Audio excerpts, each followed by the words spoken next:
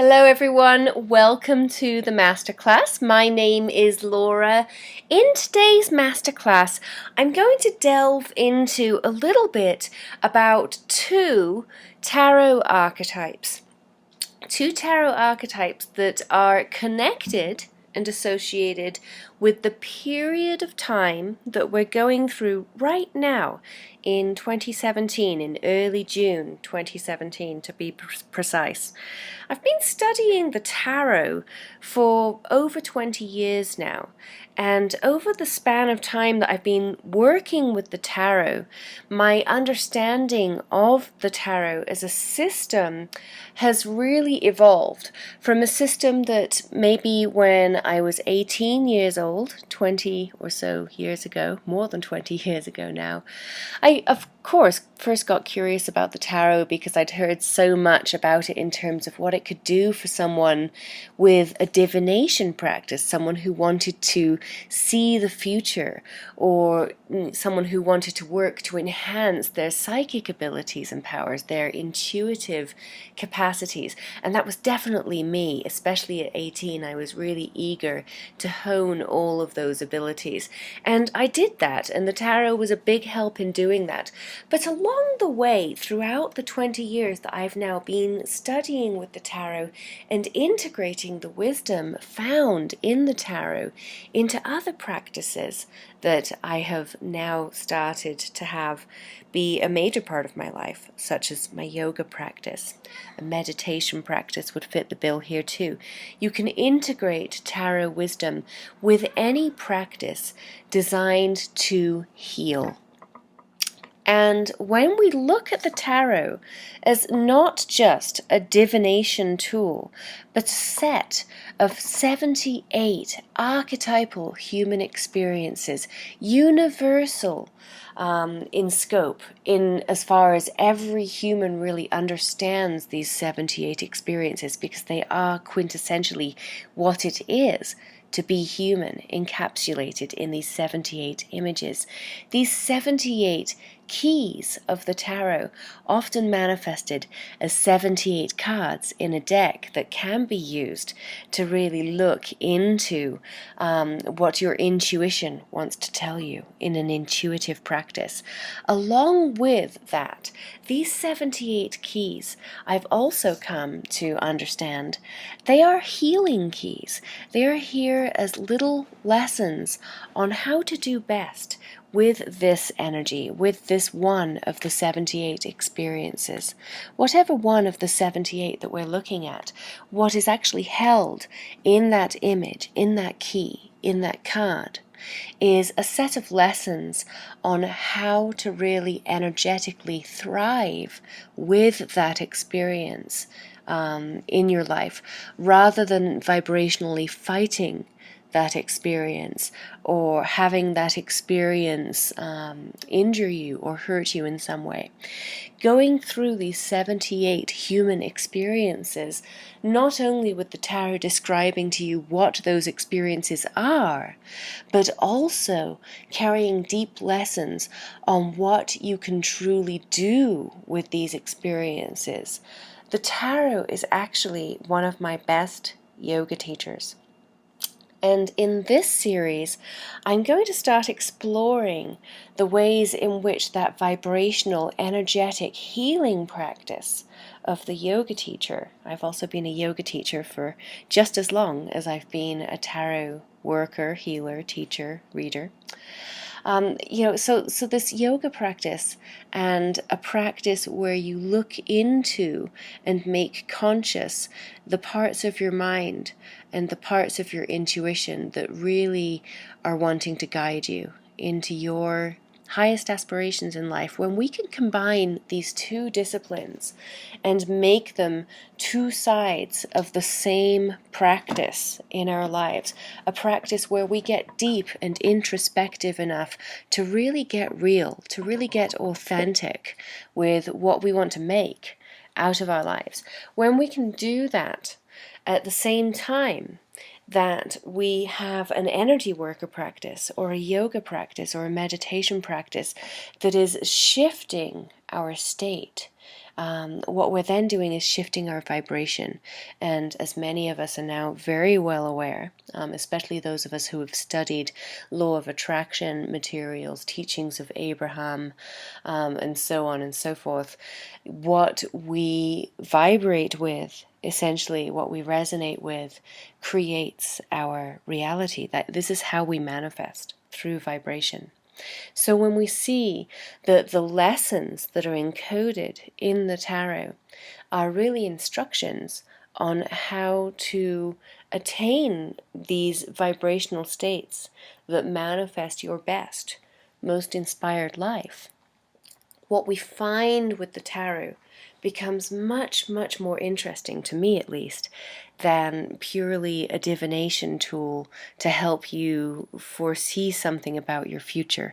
I mean, the real secret when you really start to look at the tarot, and this is absolutely fascinating to me, is that everything that you see in the tarot is actually just a mirror of something that you knew internally on a deep level. And this mirror, this image in these tarot cards that you might have in front of you if you study the tarot and use reading as an introspective tool. I've got many friends who are counselors and therapists and healers who use the tarot in this way in their practices, by the way. When you use the tarot in this way, what starts to happen truly is a process of such deep self-work that it's transformative on every level, because the tarot is an image-based system. It's a system that really transcends words. The power in these images goes beyond the patterns that I can share with you about the numbers and symbols and stories and associated mythologies that come to mind in any one given tarot card. And I'll definitely have many conversations, if you stick with me and follow me, about such things, I promise.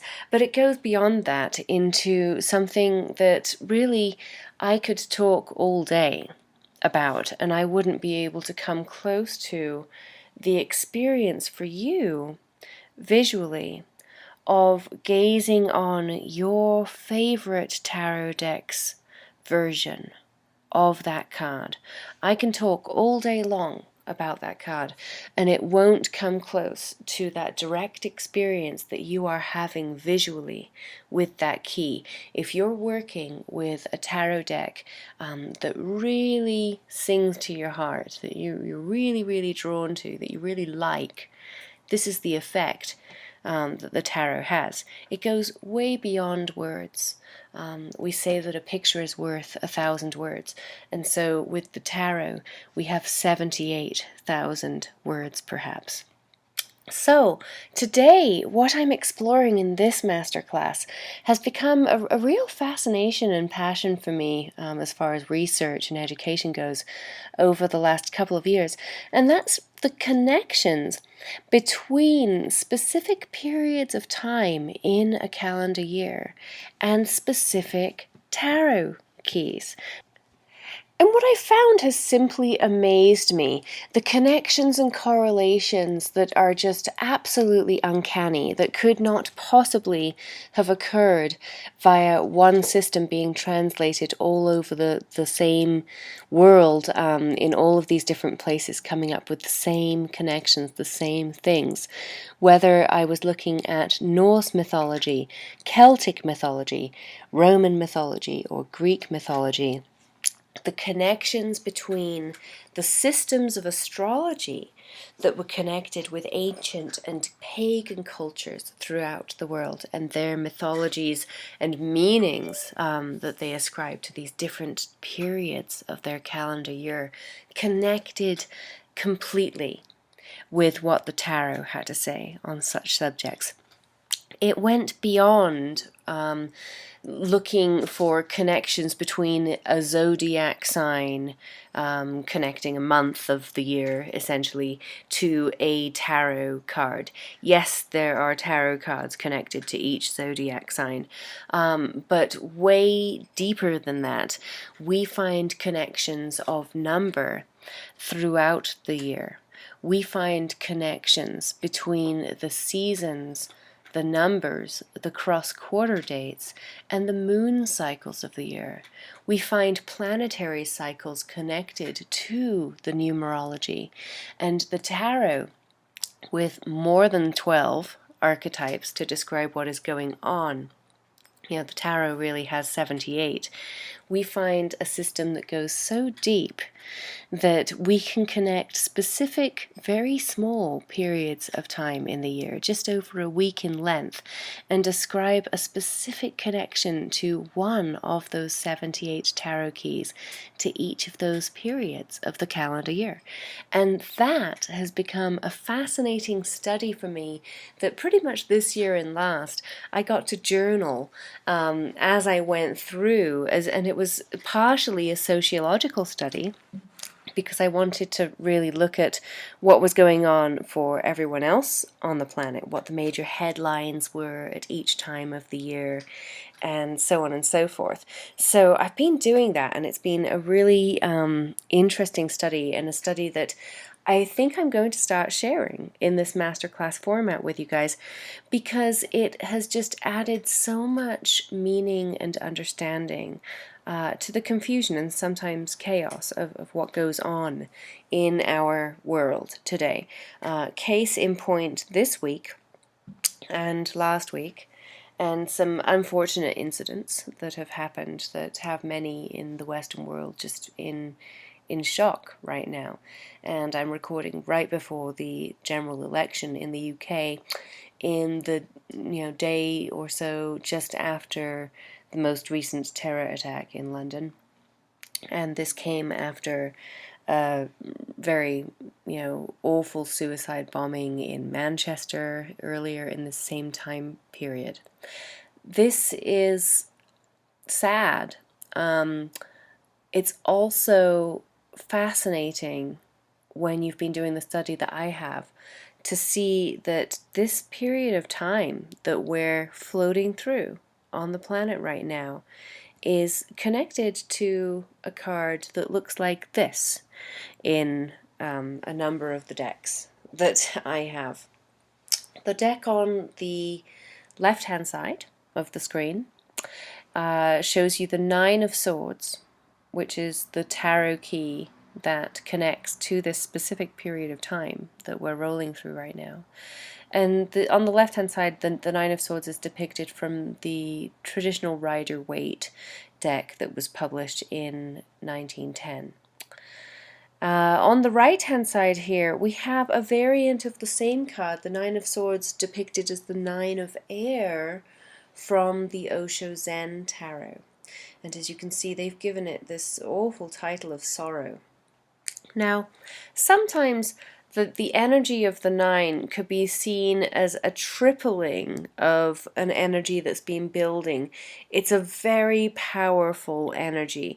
Whatever that you call this energy, and sometimes I would describe it as sorrow. I would agree with Osho, and sometimes when I'm reading with different decks, the meaning becomes more nuanced or a little bit different. It's always got a Nine of Swordness about it. Sometimes the Nine of Sword can be described as sorrow. The Nine, let me show you some other images of the Nine of Swords here while I describe what's going on. Here on the right-hand side, we see in the Thoth deck, the title ascribed to the Nine of Swords becomes Cruelty, which sometimes hits the mark. On the left-hand side, we've got the Nine of Swords from a beautiful deck that's illustrated by one of my absolute favorite tarot illustrators of all time, Lisa Hunt. I highly recommend all of her tarot decks. They are just drop-dead gorgeous, amongst other things. And here in her fairy tale tarot, you see the Little Mermaid. And she is being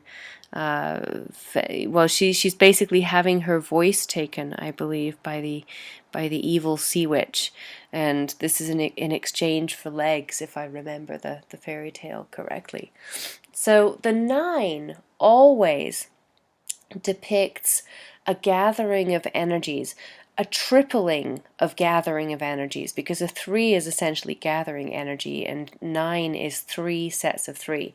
So there's so much energy in this card that whether we're looking at these alternative images here or we're looking at these sorts of images which are more traditional, we see a figure who can't sleep in the traditional Rider-Waite-Smith image here.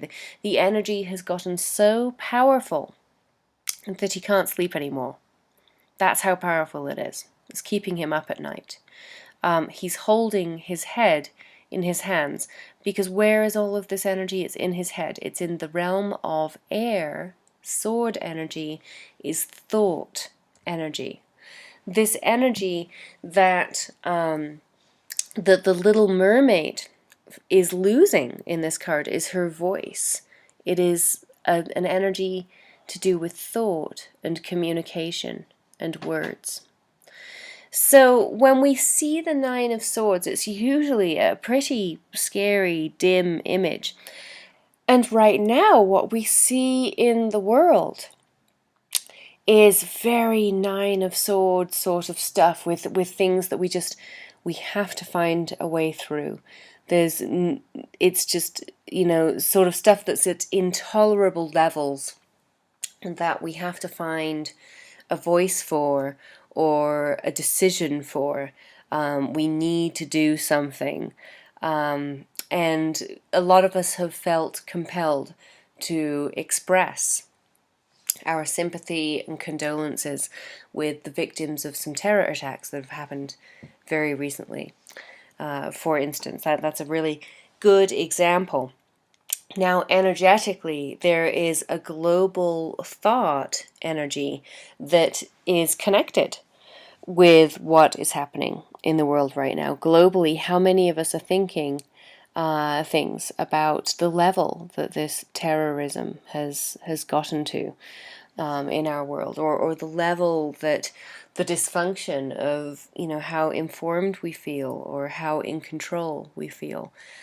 Something kind of has to give at this point. And something I have said for years when I teach the Nine of Swords, when it comes up in just a tarot reading, whether it's, connected to a period of time in the year or not, this card comes up for people in readings all the time. Anytime a person has an experience on a subconscious level that it's just almost too much to bear, and there's so much energy in that too much to bear thought that something has to shift. A deal is met, a decision is made that it has to change something, it has to bring closure. And that kind of feels like where a lot of people find themselves this week, quite frankly. So, the interesting thing is, as far as a forecast sort of portion of this masterclass, what I will have to say is the Nine of Swords energy is simply a vibration.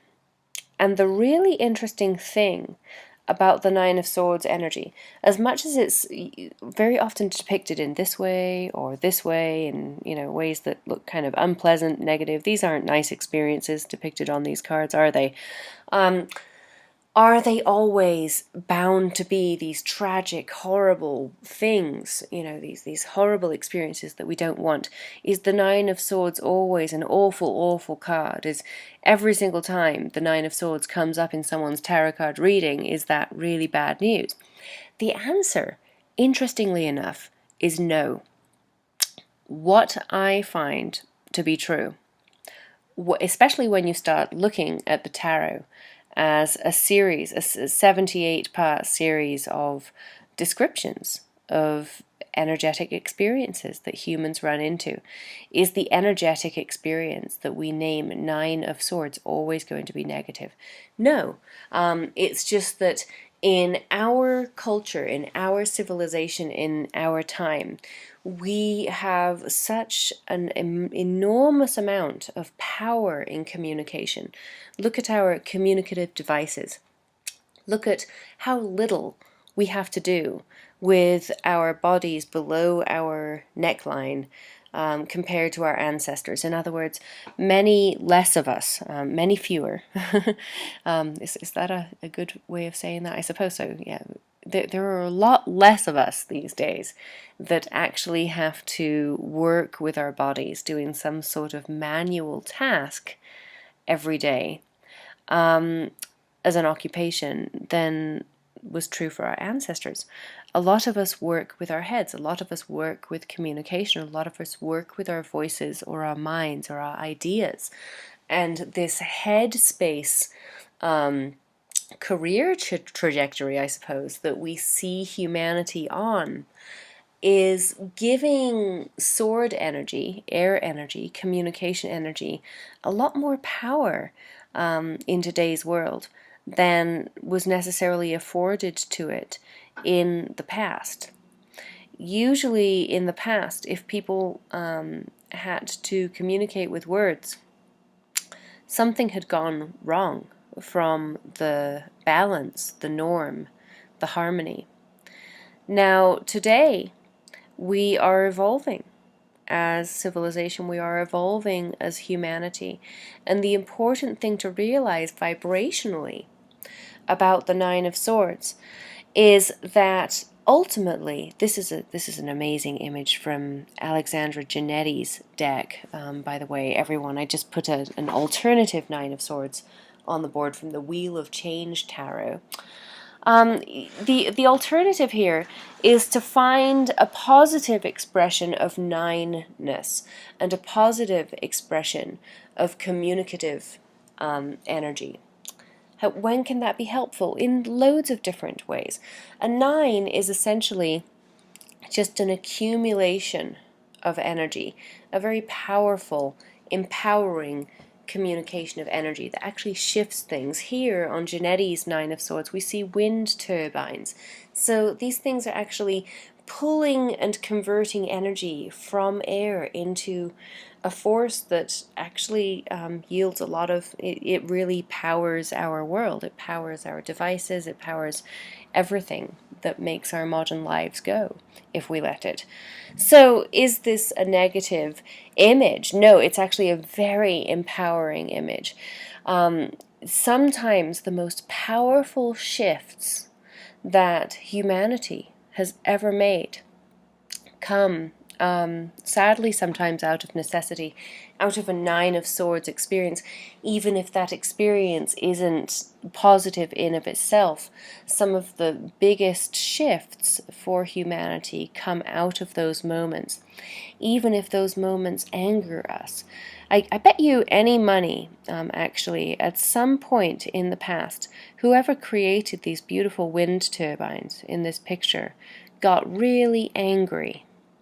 And I wouldn't doubt that there may have been some anger and frustration in that person's motivation to go and create wind turbines, to engineer green solutions to the planet's terrible problems stemming from fossil fuel use. So anger, frustration, getting to a point energetically where you can't sleep anymore, where you're holding your head in your hand because you're so worried or sorrowful about something, that's a lot of energy. And what it means is simply that now you are empowered enough to shift, to change something that absolutely cannot longer be tolerated. And in that moment, we shift into a positive empowerment of the experience of the Nine of Swords. So this energy that we are looking at here with the Nine of Swords, it really runs us through to about the full moon, and then we shift over to the experience of the next card in this sequence, which is the Ten of Swords, just to end up the zodiac month of Gemini. I'm going to talk about the Ten of Swords briefly, but I'm going to give everyone actually this affirmation. This affirmation comes from my Tarot Healing Guidebook, which is available to everyone who is interested enough to enroll for the Tarot for Beginners course that I've put together. You get the entire guidebook with 78 affirmations like this, one for each tarot card. So as you go through the course, as you go through the lectures, you also get signed up for a masterclass series I'm running this year when you come in today as well. You get this guidebook. You can download the entire 78 card guidebook, and an affirmation like this for each card can help you through the experiences of any of the vibrations of just human experience that you're going through in any moment.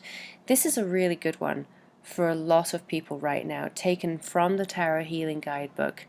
It is this: I acknowledge that enough is enough and decide to put an end to the false ideas that torment me once and for all. I acknowledge that enough is enough and decide to put an end to the false ideas that torment me once and for all. Now, with this card and the next one thing that just as I repeated that affirmation just now, I do a lot of healing work with people that I do readings for, and that healing work, just from my background as a yoga teacher as well, it sometimes comes and kind of shifts and does its work while I am speaking the affirmations that I create for the tarot archetypes. I just feel very compelled to say right now, I just got a hit for my little community here in northern Arizona. Something very tragic just happened here in our community. We actually had, it's a very small community, and we had a suicide, a very public suicide. That woman ended up in front of a train, unfortunately, here in Flagstaff. And this is just a really, really sad occurrence.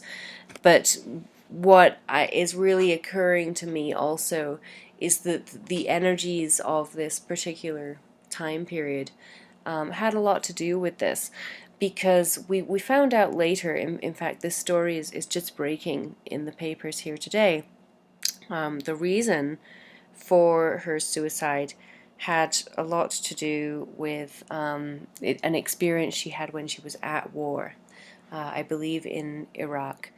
Yeah, this memory, this idea, this false idea of anything that comes up, especially for veterans at this time. I find a lot of veterans commit suicide at this time of year. We have Memorial Day weekend occurring in this same span, just back about a week or so ago. There we had this at the beginning of our Nine of Swords period.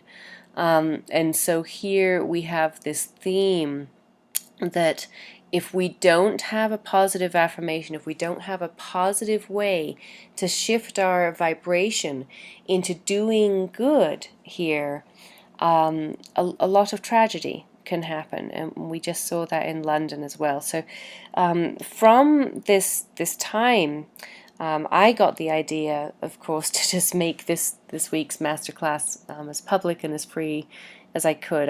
I hope it's been helpful for you guys.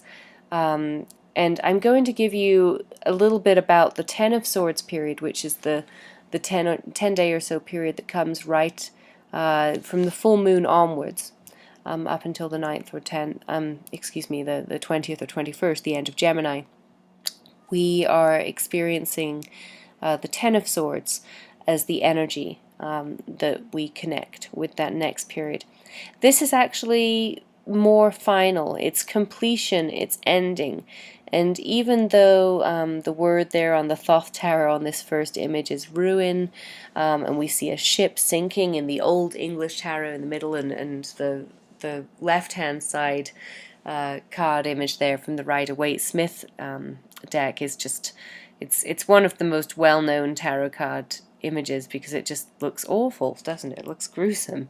What this is all saying is something needs to end. Something needs to, with a lot of finality, close. A conflict needs to be over and done.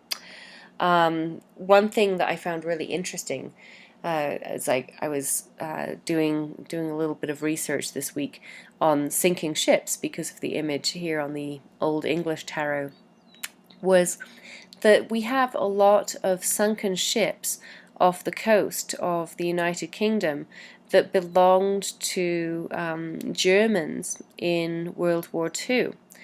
And the reason why all of their craft are sunk off our coast is because they were advancing on us when the Allied forces actually claimed victory and ended the war.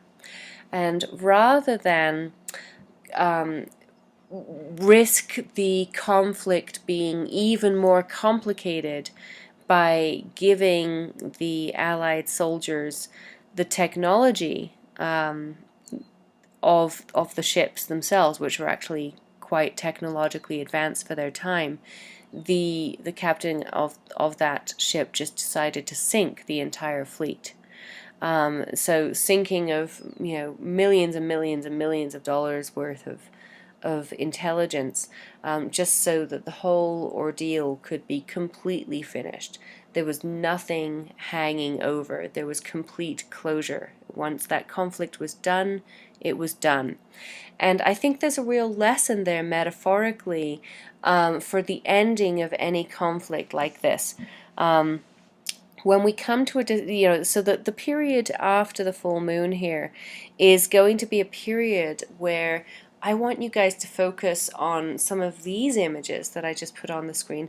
These are some images from some of the more empowering, positive tarot card decks. And these are the images that actually can help you to see the vibrational lift that is possible and the peace that is there for us to obtain when we leave a conflict in the past, when we actually have the courage to end something. Like the flock of geese we see ascending, maybe they're flying south for the winter in the Gaian tarot there in the center image. What we find is we're leaving an entire scenario behind, and as we rise from the scenario, of course, we get this beautiful widened perspective on our world, and we're able to lift vibrationally beyond the conflict with that ending. So these are also Ten of Swords vibrations, and you can see the difference there in the ways of thinking and feeling about the energy of this tarot key.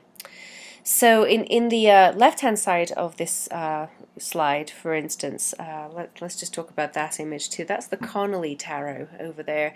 And we see a woman's figure, and she's got this really bright aura around her, right? And I actually haven't read too much about this card.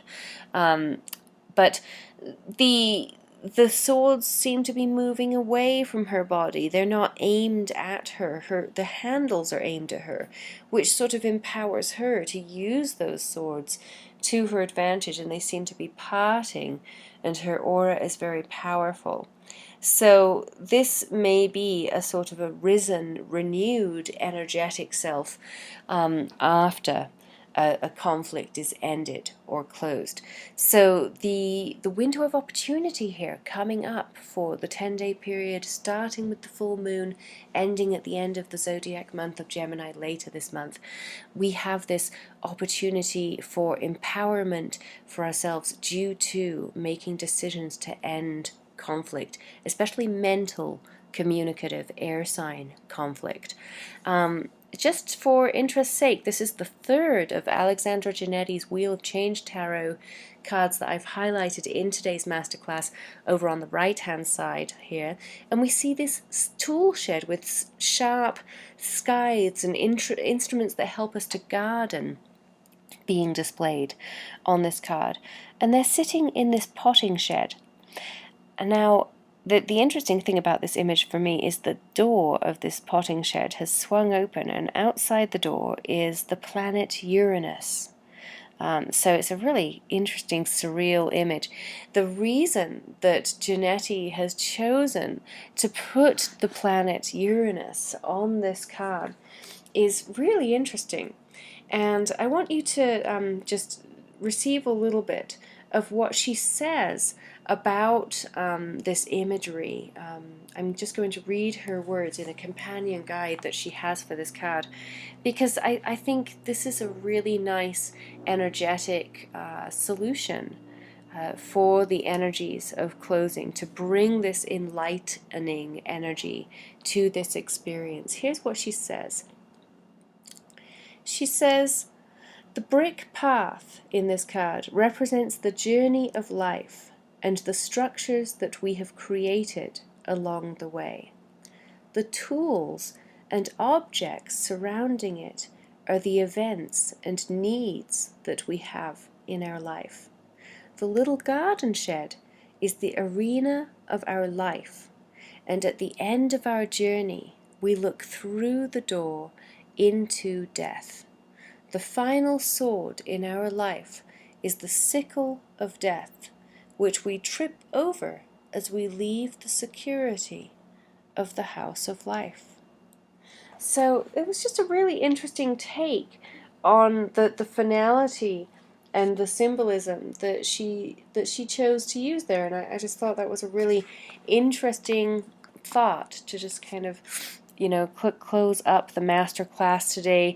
Finally, I'm also going to give you the second affirmation from the Tarot Healing Guidebook that I promised you guys. Thanks for sticking around until the very end of today's masterclass. I hope you got a lot out of it.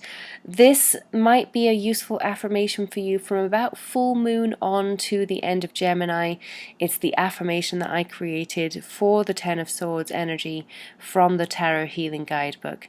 And it is, I accept the necessity of endings and let go of any conflict that has troubled me in the past. I accept the necessity of endings and let go of any conflict that has troubled me in the past. Okay, guys. Well, thanks so much for joining me for today's masterclass. I wanted to also just really quickly mention that we do have a special offer this week. If you'd like to learn more about the fascinating archetypes of the tarot with me, Laura, I do have a complete online Tarot for Beginners course that's available in 16 individual lessons, 6 individual video classes that you click play on just like this one. And we have the class available for you on instant access. You get lifetime access to the links to all of the parts of this course too when you enroll here today. And you can get started and work your way through that course as soon as you're ready.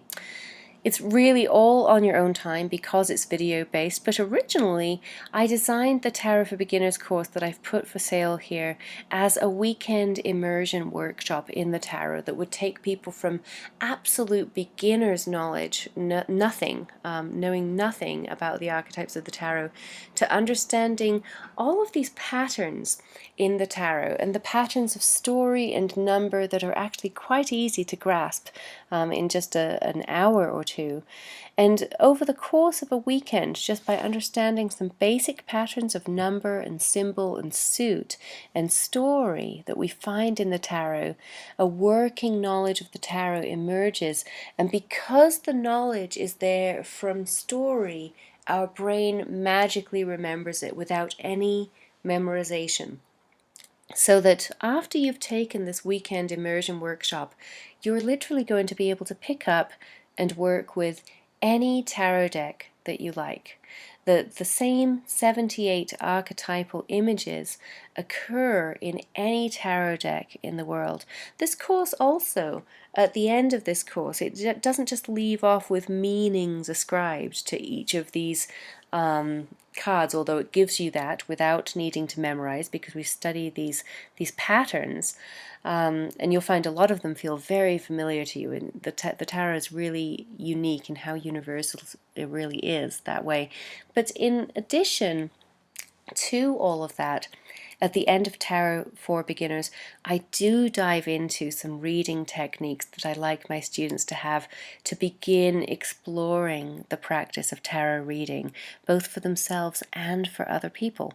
So at the end of the Tarot for Beginners course, you also get instruction on how to do 3 different kinds of tarot readings. And you can practice these for yourself and other people. Again, it's about the length of time of basically a weekend immersion workshop, but you have lifetime access to all 16 components of the Tarot for Beginners course when you enroll today, and you have those links with you instantly as well. So you can go through it at your own pace, on your own schedule. It's all there for you. Now, if you enroll with me this week, I'm also going to give everyone who gets the Tarot for Beginners course with me this week the complete Destiny Discovery package. And we're doing both the Tarot for Beginners course and the Destiny Discovery package, which is a package of personal readings with me and assessments and master classes that you can go into a lot of detail for yourself on specific tarot energies that are going to be incredibly powerful for you personally, not just because you're going to get a reading with me included here, a complete Celtic Cross reading, which is a 10-card reading, is included here for you with me when you order this today, but you also get to go through 2 master workshops where you are going to calculate your destiny keys.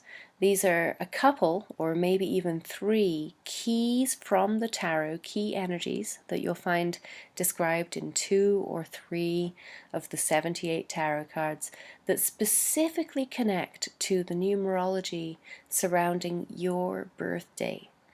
And when you understand your destiny keys, you get a level and a depth of understanding about your life and about your life purpose. And you get a master class that explains all of that to you, as well as the simple computation. So that's a really neat thing that's included in the Destiny Discovery package, along with that 10-card reading from me personally for you. You also get another assessment in there called the Personality Assessment, which is a quiz that you go through and you answer questions, and we come up with your key strength, your archetypal strength, and your archetypal key weakness. And we look at those and we factor those in just purely based off the results of your personality assessment. And then there's a masterclass for that too. All of that's in the Destiny Discovery package with that complete personal Celtic Cross reading with me for you. So in addition to the weekend workshop experience, you get the entire Destiny Discovery package of readings and assessments there. All of this together, 2 for the price of 1. Usually I'm selling both of these for $97 individually. If you get them both here together today, you're just going to pay $97 total for both of these combined. So if you want to order now, you should be able to scroll below this video. You should be able to read a little bit more detail in black and white on the page below this video if you would like to review what we have here in a little more detail. And somewhere on the bottom of this page you should see a button to click through and purchase this today for $97.